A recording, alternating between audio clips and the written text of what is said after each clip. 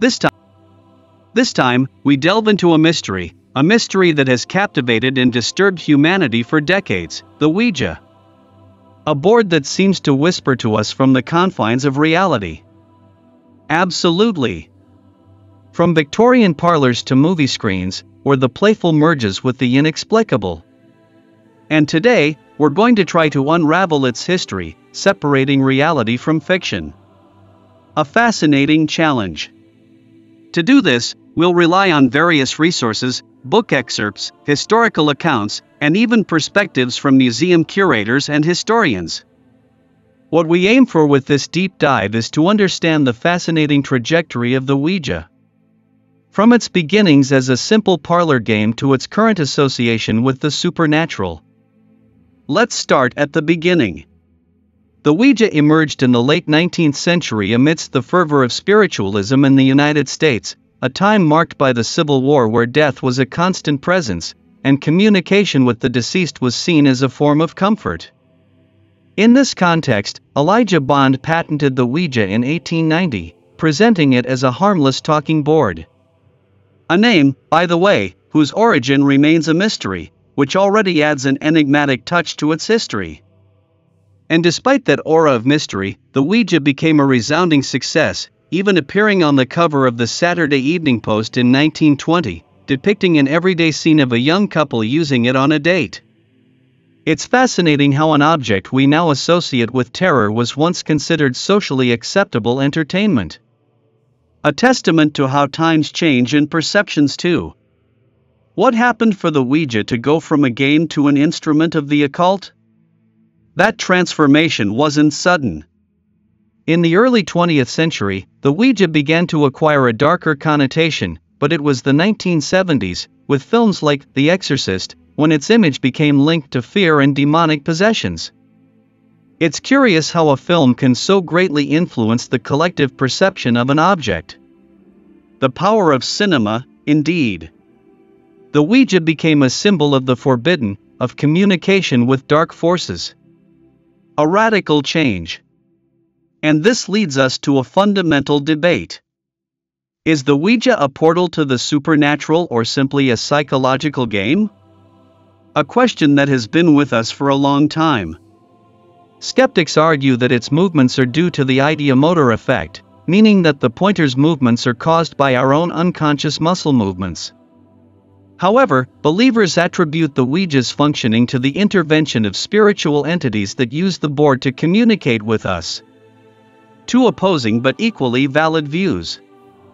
Both perspectives are fascinating and invite us to question the nature of reality, to open our minds to new possibilities.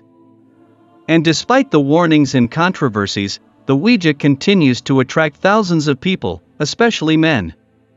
What do you think is the reason for this fascination with the unknown? Perhaps it's an inherent need in human beings, the desire to explore the limits of reality, to confront the inexplicable. The Bayou experiment, which attempted to provide a scientific explanation for the Ouija phenomenon, hypothesized that by seeing the board, participants influenced the pointer's movement without being aware of it. But that explanation doesn't satisfy everyone, doubt persists. And it's that the Ouija confronts us with our deepest fears and desires, the possibility that there's something beyond our understanding. The Ouija, an object that has transcended its original function to become a symbol of the mysterious, of what escapes logic and reason. An enigma that continues to fascinate us, without a doubt. Returning to our analysis of the Ouija, I believe it's essential to understand the various perspectives that exist about its functioning. Absolutely. Let's start with the scientific view, which, as you mentioned earlier, is based on the ideomotor effect. This effect explains how our muscle movements, even the most subtle and unconscious ones, can influence the direction of the pointer on the board. Could you explain in more detail how this effect works in relation to the Ouija? Imagine we're in front of the Ouija with the intention of communicating with a spirit.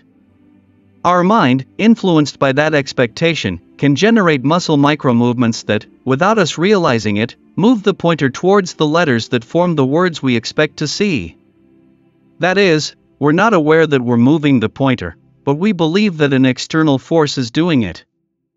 And this is reflected in the Bayou experiment, which we mentioned earlier. When participants could see the board, they generated coherent messages, but when their sight was blocked, the messages became incoherent.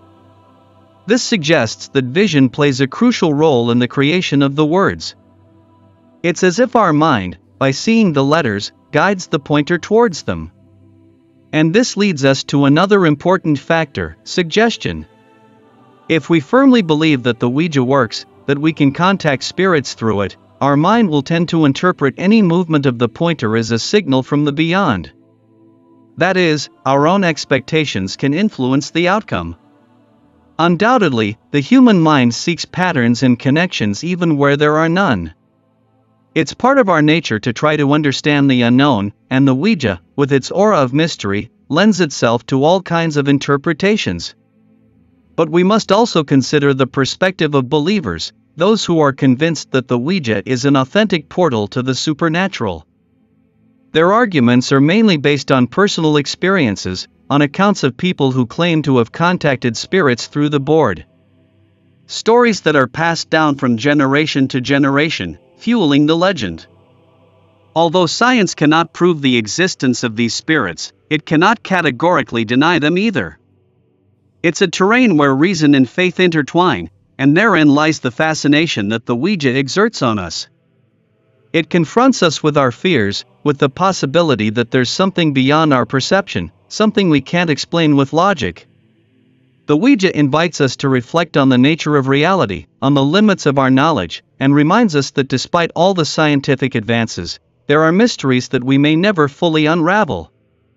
Now, the Ouija isn't limited to being an object of debate between skeptics and believers. It has also had a significant impact on popular culture. From its appearance on the cover of the Saturday Evening Post in 1920 to its representation in films like The Exorcist, the Ouija has left an indelible mark on our culture. And it's that the Ouija, with its aura of mystery, lends itself to being a powerful narrative element, capable of arousing intense emotions in the audience. Its presence in literature, film, and even music demonstrates the fascination we feel for the unknown, for that which escapes our understanding. It's curious, isn't it? How the Ouija has evolved in its cultural representation. Yes, it has gone from being an everyday item on the cover of the Saturday Evening Post to becoming a sinister object in films like The Exorcist. That transformation reflects a change in social perception. In the early 20th century, the Ouija was seen as a parlor game. Yes, a form of innocent entertainment, like just another board game. But with the rise of horror films and the growing fascination with the paranormal, the Ouija became a symbol of the occult, a portal to the unknown. And that image has endured in popular culture to this day. The Ouija continues to be a recurring element in films, novels, comics, and even video games. Its presence in these narratives isn't accidental. Why do you think that is? The Ouija, with its aura of mystery, lends itself to generating suspense, fear, and intrigue. It's a powerful narrative resource that allows us to explore the limits of reality, to confront our deepest fears. In a way, the Ouija allows us to peek into that forbidden world, that parallel reality where logic and reason have no place. The Ouija attracts us because it allows us to play with the idea that there's something beyond what we can see and touch. Of course, it invites us to question our beliefs, to explore the limits of perception.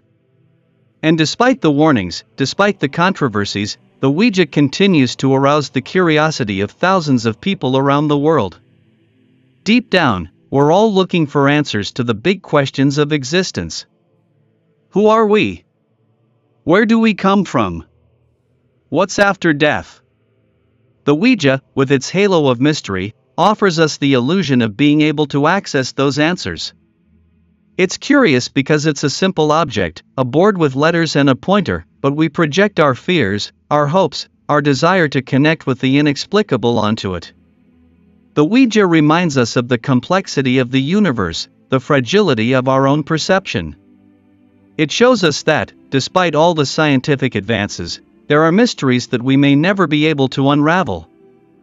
And so, with this reflection on the unknown, we conclude our immersion into the world of the Ouija. A journey that has taken us from its origins as a simple parlor game to its current status as a cultural icon.